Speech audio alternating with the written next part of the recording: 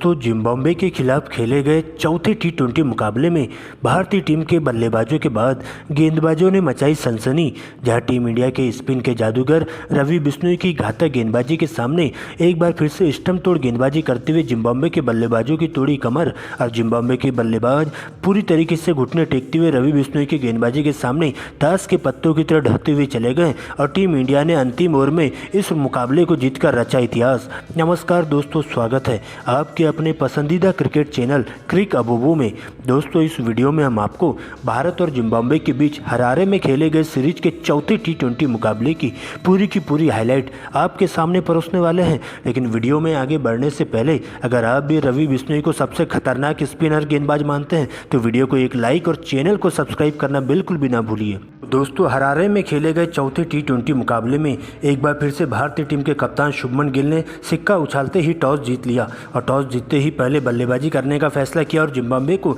गेंदबाजी करने के लिए आमंत्रित किया। इसके बाद रनों की बारिश करने के इरादे से टीम इंडिया के दो युवा ओपनर बल्लेबाज कप्तान शुभमन गिल और अभिषेक शर्मा की एंट्री होती है, जबकि जिम्बाब्वे के लिए पहले ओवर की गेंदबाजी करने आते ब्रेनेट, जहां पर दोस्तों पहले ओवर में उनका स्वागत होता है अभिषेक शर्मा से और ओवर की चौथी गेंद पर अभिषेक शर्मा मिड विकेट के ऊपर से लमसम छक्का जड़ देते हैं, जबकि अंतिम दो गेंदों पर बैक टू बैक दो लगातार चौके जड़ते हुए पहले ओवर में 14 रन कोड़ देते हैं। लेकिन दोस्तों दूसरे ओवर में शुभमन गिल के सामने गेंदबाजी करने आते हैं सिकंदर रजा, जहां पर दोस्तों शुभमन गिल जल्दबाजी कर बैठते हैं और गेंद और बल्ले का ठीक से संपर्क नहीं हो पाता है और एक बार फिर से शुभमन गिल निराश करते हुए बिना खाता खोले ही डगआउट की ओर लौटते हैं और आसानी से कैच दे बैठते हैं और इस प्रकार से शुभमन गिल के आउट होते ही अब नए बल्लेबाज के तौर पर ऋतुराज गायकवाड़ की एंट्री होती है, जिसके बाद तीसरे ओवर से दोनों ही बल्लेबाज लगातार स्ट्राइक रोटेट करते हुए दबाव को कम करने की कोशिश करते हैं और अच्छी गेंदों को छोड़ते हुए खराब गेंदों को बाउंड्री लाइन के बाहर पहुंचाने का काम करते हैं, जिसमें सबसे ज़्यादा विशेष योगदान दिया जाता है अभिषेक शर्मा का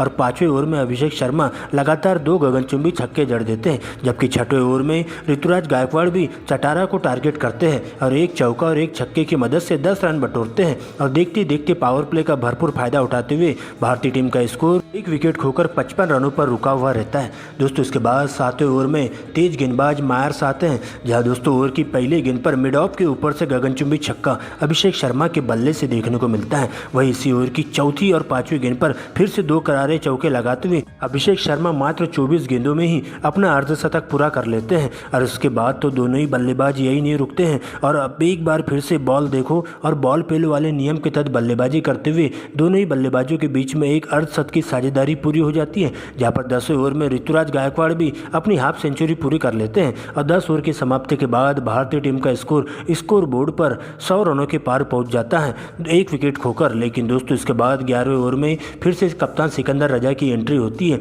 और सिकंदर रजा आते ही टीम इंडिया की बड़ी मछली को फंसाते हैं, जहां पर अभिषेक शर्मा के रूप में टीम इंडिया को लगने वाला दूसरा बड़ा झटका होता है, जिसके बाद रिंकू सिंह की एंट्री होती है और अब ऋतुराज गायकवाड़ के साथ मिलकर दोनों ही बल्लेबाज फूंक कर बल्लेबाजी करना शुरू कर देते हैं और नजरें जमाते हुए टिक कर बल्लेबाजी करते हुए जिम्बाब्वे के स्पिन गेंदबाजों के साथ साथ तेज गेंदबाजों के धागे खोलना शुरू कर देते हैं, जहां पर 14वें ओवर में ऋतुराज गायकवाड़ के बल्ले से चटारा को टारगेट किया जाता है और इसी ओवर में दो लगातार छक्के और एक चौका उनके बल्ले से देखने को मिलता है। वहीं दोस्तों 15वें ओवर में रिंकू सिंह भी बहती गंगा में हाथ धोते हैं और जोंगवे के एक ही ओवर में दो लगातार छक्के उनके बल्ले से देखने को मिलते हैं। इसके बाद दोनों ही बल्लेबाजों के रूप में ताबड़तोड़ पारी देखने को मिलती है, जहां पर बॉल देखो और बॉल पेलो वाले नियम के तहत बल्लेबाजी करते हुए टीम इंडिया के स्कोर को 16 ओवर की समाप्ति के बाद 138 रनों के पार पहुंचा देते हैं। दोस्तों इसके बाद 17वें ओवर में जिम्बाब्वे के सबसे खतरनाक तेज गेंदबाज मुजर बानी को एक बार फिर से ऋतुराज गायकवाड़ दो लगातार चौके और एक छक्का जड़ देते हैं और देखते देखते अपने शतक के काफ़ी नज़दीक पहुंचने की पूरी कोशिश करते हैं और टीम इंडिया 200 रनों के स्कोर के आसपास पहुंचने की पूरी तरीके से कोशिश करती है, जहां पर 18वें ओवर में फिर से रिंकू सिंह का बल्ला जम के गरजता है और इसी ओवर में एक छक्का और एक चौका चटारा को लगाते हुए उनकी लाइन लेंथ खराब कर दी जाती है। लेकिन दोस्तों 19वें ओवर में टीम इंडिया को ऋतुराज गायकवाड़ के रूप में तीसरा झटका लगता है, जो कि 85 रनों की पारी खेलकर आउट होते हैं, जिसके बाद संजू सैमसन आते हैं और अंतिम ओवर में संजू सैमसन भी चौके छक्कों की बारिश करते हुए दो छक्के और दो चौके लगाते हुए 20 रन बटोर लेते हैं और इस प्रकार से भारतीय टीम 20 ओवर के खेल में 3 विकेट खोकर स्कोर बोर्ड पर 195 रन बना पाती है। दोस्तों इसके बाद 196 रनों के लक्ष्य का पीछा करने के लिए जिम्बाब्वे के दो युवा ओपनर बल्लेबाजों की एंट्री होती है, जहां पर पारी का आगाज बल्लेबाज करने के लिए वेस्ली मैथवेयर और इनोसेंट किया क्रीज पर मौजूद होते हैं, जिनके कंधों पर टीम को एक ठोस शुरुआत देने की जिम्मेदारी सौंपी जाती है। वही टीम इंडिया के लिए पहले ओवर की गेंदबाजी करने आते हैं तेज गेंदबाज बिहार के लाल मुकेश कुमार, जहां दोस्तों आते ही जिम्बाब्वे की टीम को पहला बड़ा झटका बिना खाता खोले ही लग जाता है और इनोसेंट किया को क्लीन बोल्ड कर देते हैं,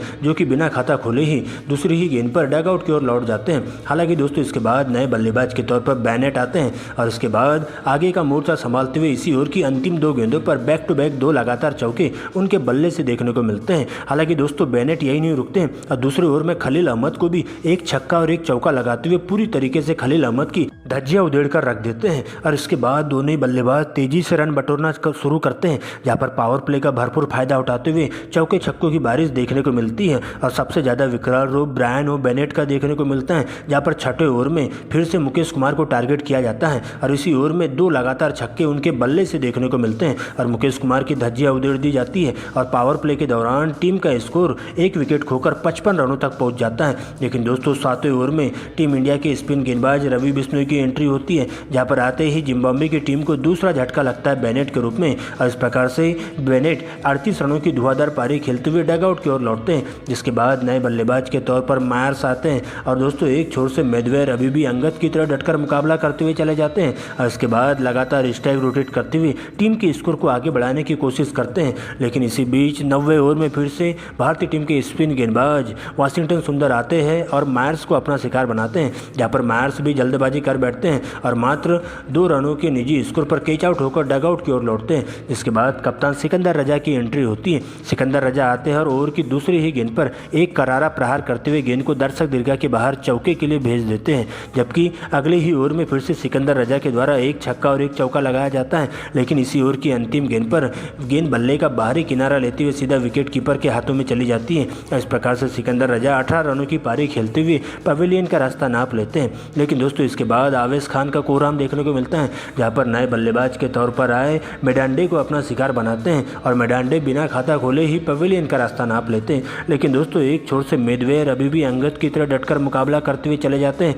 और लगातार रनों की बारिश करते हुए अपना अर्धशतक पूरा करते हैं। लेकिन इसी बीच इस साझेदारी को तोड़ने के लिए भारतीय टीम के स्पिन गेंदबाज रवि बिश्नोई आते हैं और आते ही 15वें ओवर में अंतिम की 2 गेंदों में 2 लगातार विकेट लेकर जिम्बाब्वे को पूरी तरीके से बैकफुट पर ढकेल देते हैं और इसके बाद जिम्बाब्वे की बाकी के बल्लेबाज ताश के पत्तों की तरह ढहते हुए चले जाते हैं और एक के बाद एक सस्ते में अपना विकेट गंवाते हुए टीम इंडिया के गेंदबाजों के सामने सरेंडर करते हुए दिखाई देते हैं, जहां पर दोस्तों मुजरबानी तो रनआउट होकर डगआउट की ओर लौटते हैं और इस प्रकार से दोस्तों अभिषेक शर्मा भी बहती गंगा में हाथ धोते हैं और 18वें ओवर में अभिषेक शर्मा के खाते में भी 1 विकेट जाता है। लेकिन दोस्तों मैथवेयर अभी भी टीम के लिए बने हुए रहते हैं और तूफानी पारी खेलना शुरू कर देते हैं, क्योंकि अंतिम के 4 ओवरों में टीम को इस मुकाबले में जीत हासिल करने के लिए 60 रनों की दरकार होती है, जहां पर 18वें ओवर को बड़ा बनाया जाता है और इसी ओवर में 2 लगातार छक्के और 2 चौकों की मदद से मैथवेयर 20 रन बटोरते हैं। जबकि 19वें ओवर में एक बार फिर से शानदार गेंदबाजी देखने को मिलती है, जहां पर वाशिंगटन सुंदर मुजरबानी को स्टंपिंग करते हुए